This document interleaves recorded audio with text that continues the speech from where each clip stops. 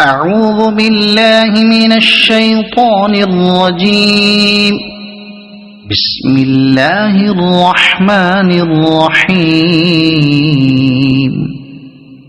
إذا زلزلت الأرض زلزالها وأخرجت الأرض أثقالها وقال الإنسان ما لها يومئذ تحدث أخبارها بأن ربك أوحى لها يومئذ يصدر الناس أشتاتا ليروا أعمالهم فمن يعمل مثقال ذرة خيرا يره ومن يعمل مثقال ذرة شرا يره.